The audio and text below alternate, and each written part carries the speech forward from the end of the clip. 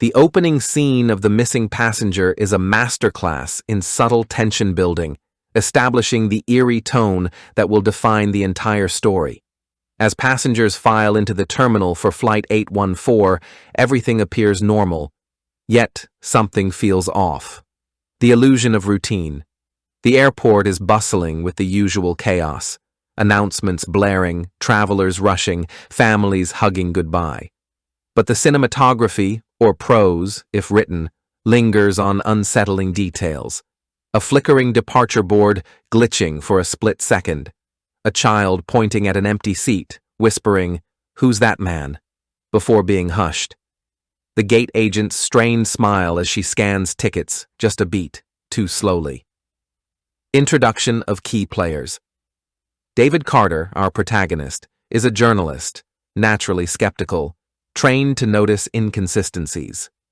He observes James Holloway, a gaunt man in an outdated suit, clutching a briefcase with white-knuckled intensity. Their eyes meet. James looks through him, as if not entirely present. Sarah Mitchell, the flight attendant, performs her duties with mechanical precision. When she does the head count, her pen hesitates over seat 17B. Did the system glitch? Or did she see someone there for a moment? The other passengers are a carefully curated mix. A grieving widow, later revealed to have lost her husband in a past crash. A corporate lawyer, too, engrossed in his phone to notice anything amiss. A little girl who keeps humming a song from a decades-old cartoon. Foreshadowing the unseen mirrors and reflections play a key role. As David passes a window, James's reflection doesn't move in sync with him. The PA system crackles with a distorted voice. "Last call for Flight 317. Flight 317 was the doomed flight that crashed years ago. No one reacts. A boarding pass flutters to the ground. The name E. Holloway, visible for a second, before it's swept away by a janitor. The unsettling takeoff. As the plane ascends, David glances out the window. For a split second, the runway lights flicker into the shape of a crash site, charred debris, a broken wing, before snapping back to normal. He dismisses it as fatigue. The in-flight normalcy sequence in The Missing Passenger is a masterclass in slow-burn tension, a carefully constructed illusion of routine that lulls both the characters and the audience into a false sense of security, while sinister undercurrents ripple beneath the surface. The facade of routine. The cabin hums with the mundane rhythms of air travel, the drone of engines, the clinking of drink carts, the occasional cough or rustle of a magazine. The flight attendants move through their well-rehearsed motions. Sarah offers pillows with a practiced smile, while another attendant recites safety instructions with robotic detachment. Passengers settle into their roles. The businessman frowns at his laptop. The mother shushes her restless child. The elderly couple shares a bag of candies. But the normalcy is deceptive. Subtle cracks in reality. James Holloway's unease. While others relax, James sits rigid in his seat, fingers tapping an erratic rhythm on his briefcase. He declines the meal service with a terse shake of his head. When Sarah leans in to ask if he needs anything, he doesn't meet her eyes. His gaze is fixed on something just past her shoulder, as if watching an invisible presence. David's growing disquiet. David, ever the observer, notices odd details, the way the cabin lights flicker imperceptibly when he looks at James, or how the ambient noise seems to dull around row 17. He chalks it up to fatigue, but the unease lingers. The turbulence incident. A sudden jolt shakes the plane, sending a drink cart rattling. Passengers gasp, a child cries, but James doesn't react. He knew it was coming. His lips move silently as if counting down. Then, just as suddenly, the turbulence stops. The captain's voice crackles over the intercom. Just a minor air pocket, nothing to worry about. But the moment leaves a question hanging. Was it really just turbulence? The unseen presence. The camera, or narrative perspective, lingers on empty spaces. An unoccupied seat, a shadow in the galley, a reflection in the window that doesn't match the passengers nearby. The audience feels the absence before they understand it. the missing passenger's echo. When David walks to the restroom, he passes seat 17B. For a split second, he swears he sees James there, but when he blinks, the seat is empty. A nearby passenger gives him a strange look. "You okay, man?" That seat's been free the whole flight. Sarah's private moment. In the galley, Sarah checks the manifest again, frowning. She could have sworn they had a full flight, but the numbers add up. Then why does she feel like someone is missing? The quiet horror of isolation. The true terror of this sequence isn't in jump scares or overt threats. It's in the uncertainty. The characters and the audience are trapped in a metal tube at 30,000 feet, surrounded by people, yet utterly alone with their growing dread. The businessman's glance. He peers over his seat, eyes narrowing at David. "You feel it too, don't you?" he mutters, before turning away, leaving David unsettled. The child's drawing. The little girl in 12F scribbles on a napkin, a crude sketch of a man with hollow eyes. When her mother asks who it is, she shrugs. The man who isn't here. Why this scene? Works. This is horror in daylight, where the threat isn't a monster but the unraveling of reality itself. The audience is left questioning. Is James a ghost? A hallucination? Something worse? Are other passengers not what they seem? Is the plane even real, or is this some purgatorial loop? The in-flight normalcy isn't just filler, it's the tightening of a noose, slow and methodical, ensuring that when the disappearance finally happens, the impact is chilling. David Carter, still unsettled by the strange atmosphere on the plane, gets up to use the restroom. As he walks down the aisle, he glances at seat 17B, the same seat where James Holloway had been sitting, stiff and silent. Except now the seat is empty. Not just empty, pristine, as if no one had ever occupied it. The armrests are up, the seatbelt neatly folded, the tray table locked in place. No indent on the headrest, no stray crumbs, no lingering presence. David pauses. He knows he saw James there.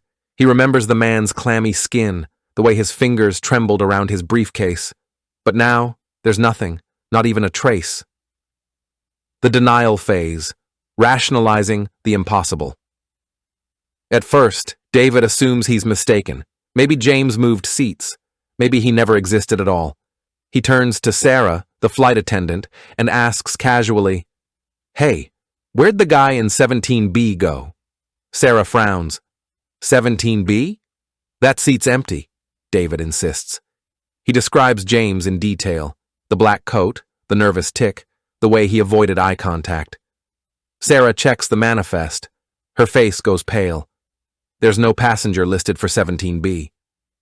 The investigation, a descent into madness. What follows is a frantic, hushed search for proof, anything to confirm that James was real. The security footage, if it exists. The crew pulls up the cabin cameras. The footage shows David boarding, taking his seat, even nodding at the empty space beside him. But there's no one in 17B, not in any frame. The passengers' memories, some swear they saw James. Others insist the seat was always vacant. The elderly couple exchange a worried glance. "We thought you were talking to yourself." The physical evidence. David rifles through the seat pocket. Nothing. Then, beneath the cushion, his fingers brush something cold. A single outdated boarding pass for Flight 317, a flight that crashed 5 years ago. The name on the ticket? J. Holloway. The horror of the unexplained. This isn't just a missing person.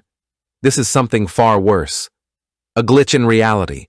The laws of physics, of memory, of existence itself, no longer hold. If James wasn't real, then what does that say about David's perception? About the plane? About them? The gaslighting effect.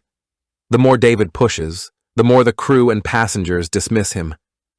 You must be tired. Jet lag does strange things. But the terror in Sarah's eyes tells him she feels it too. The wrongness of it all. The lingering presence. Even though James is gone, David keeps catching movement in the corner of his eye, a shadow in the galley, a figure in the restroom mirror. But every time he turns, there's nothing there. Why this works? The vanishing plays on our deepest fears. Being forgotten. What if you disappeared and no one remembered you existed? Trusting your own mind. If reality can't be trusted, then what can?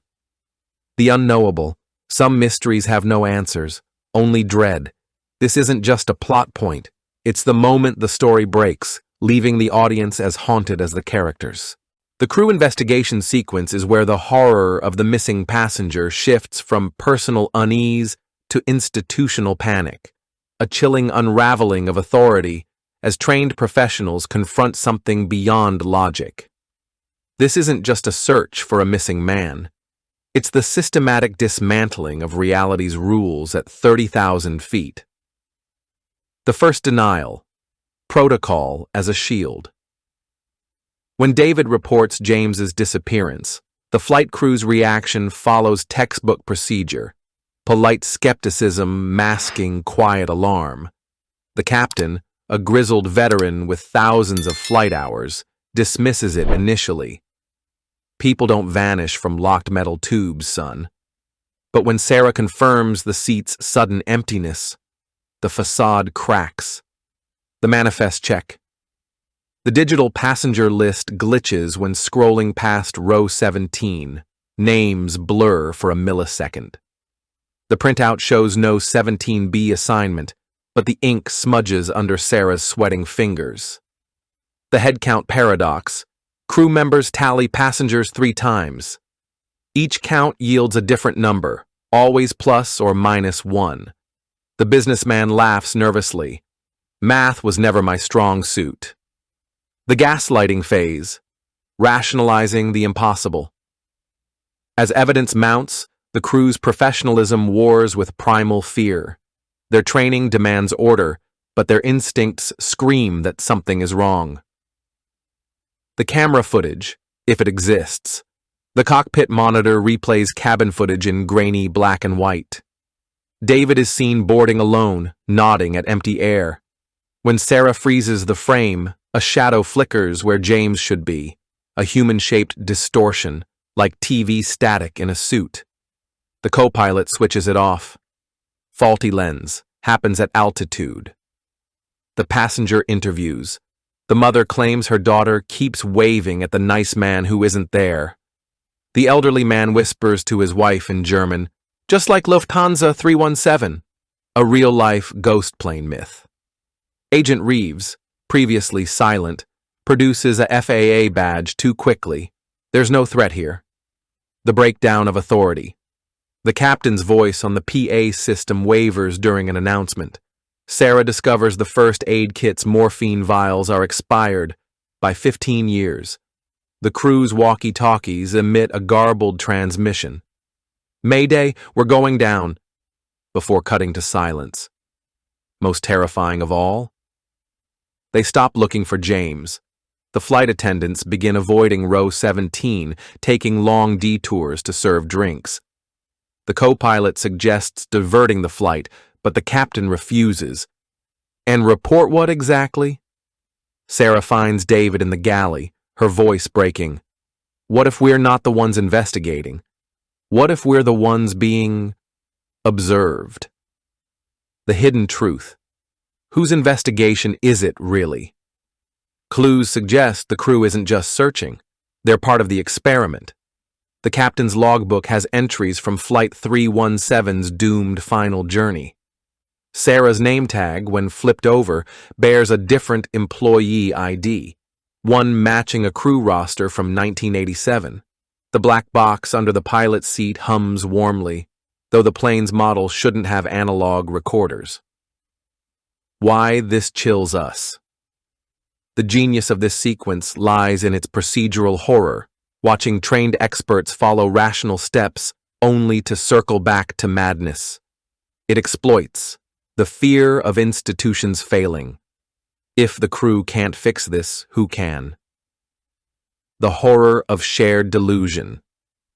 When everyone remembers wrong, which truth is real? The suggestion of predestination.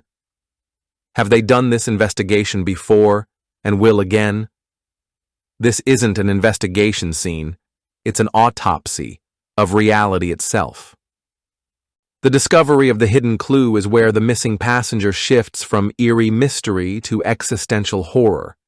A single, tangible piece of evidence that confirms the unimaginable while deepening the terror.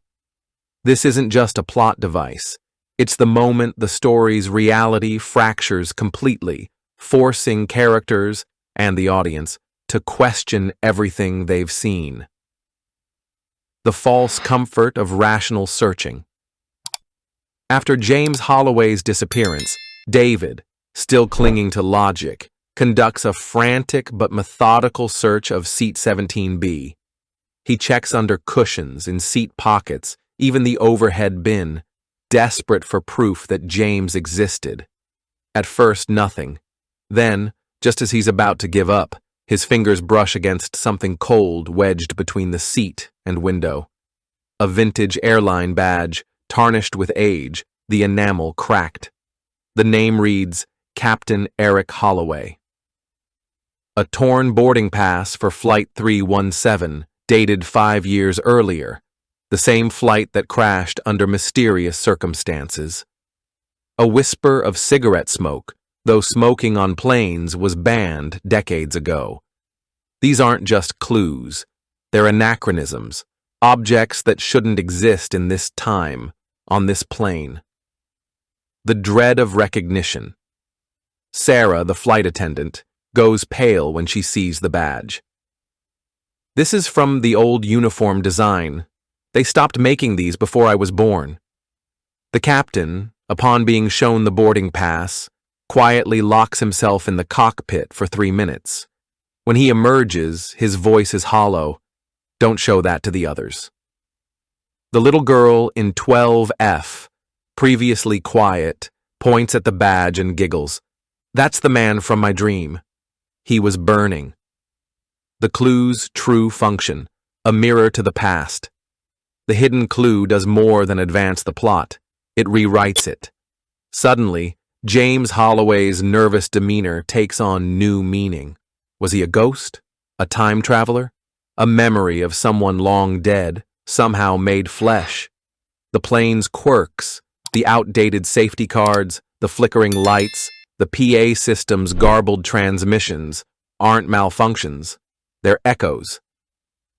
David realizes with dawning horror that he may have seen Flight 317's crash coverage on the news years ago.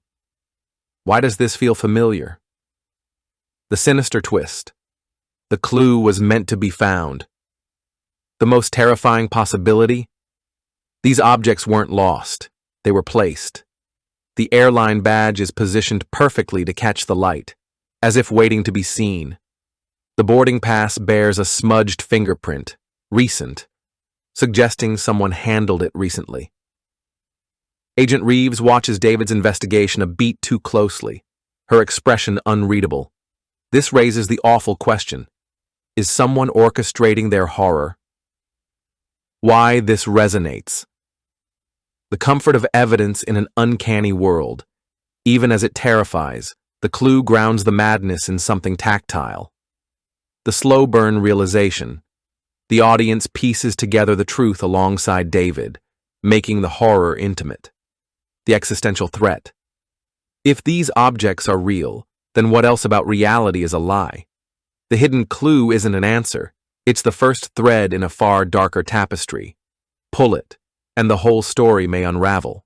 The restroom discovery scene in The Missing Passenger is not merely a plot beat. It is the moment when the story's lurking dread materializes into something tactile and undeniable.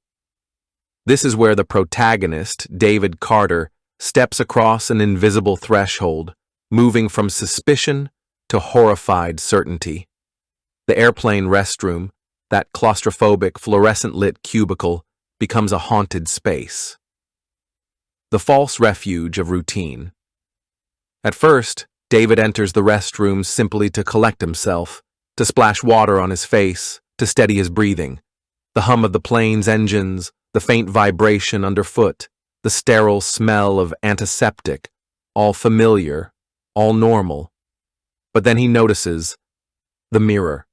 His reflection is a half-second delayed. When he moves, his double hesitates, as if reluctant to follow. The temperature. The air is too cold, the kind of chill that clings to skin. His breath mists faintly in the dim light. The silence. The ambient noise of the cabin, murmurs, laughter, the clink of glassware is gone. Only a hollow, pressurized quiet remains. The first anomaly, the hidden panel. As David braces himself against the sink, his fingers brush a nearly invisible seam along the wall. A panel, slightly loose. With a nudge, it gives way, revealing a cramped, impossible space behind the mirror. Inside, a pilot's logbook, water-stained, its pages brittle. The final entry, scribbled in frantic handwriting. They're not passengers. They've never been passengers. A child's drawing of a plane engulfed in flames, signed in crayon, "For Daddy." A single black and white photograph, Flight 317's crew smiling.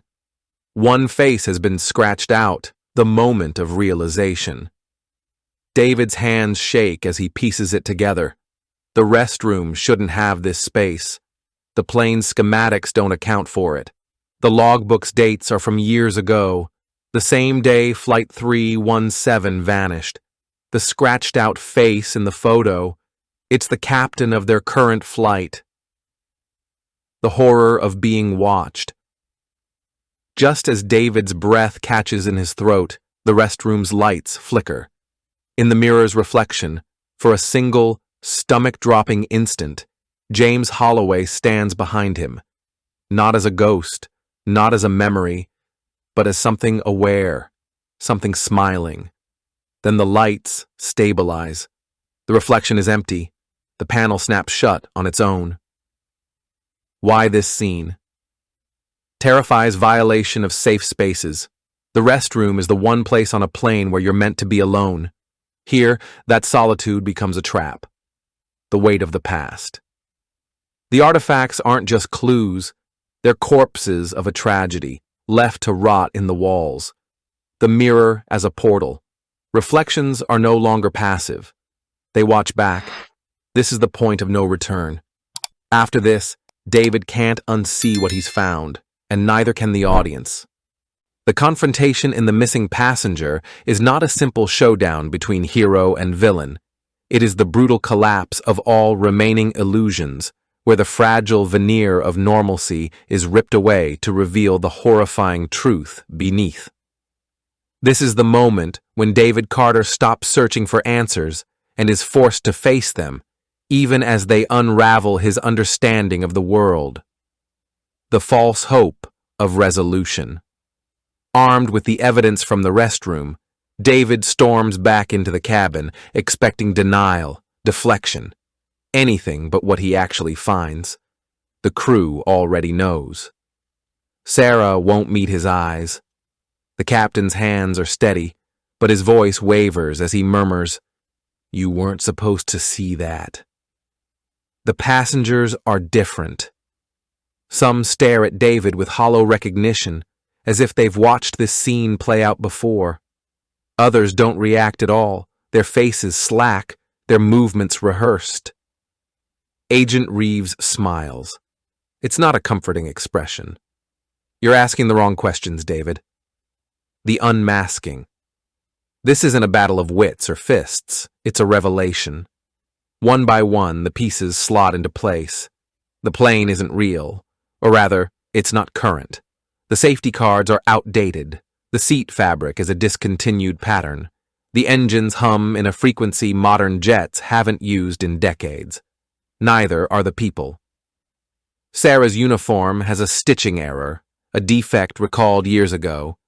The businessman's newspaper headlines are from the day Flight 317 vanished. The child's stuffed bear is discontinued, its fur matted with age. James Holloway was never a passenger. He was a remnant, a piece of the original flight's wreckage given temporary form. and now that David has seen him, the cycle is repeating. The choice agent Reeves steps forward, not with a weapon, but with a proposition. You can leave when we land. But when is that? Does this plane ever land? Or you can stay. Some do, you know. They prefer the loop to whatever's waiting for them outside. David looks around. The cabin is fraying at the edges, wall panels warping, lights dimming, the air smelling faintly of smoke. How many times has this happened before? The final twist. Just as David opens his mouth to answer, the plane lurches violently. Oxygen masks drop. The overhead bins burst open, spilling not luggage but blackened, charred personal effects. A wedding ring, a scorched teddy bear, a melted passport. And in the chaos, David sees them, the original passengers. A woman clutching a baby, her mouth open in a silent scream. A man in a pilot's uniform, his face half gone. James Holloway, now transparent, his body flickering like a failing film reel. They don't speak. They just watch.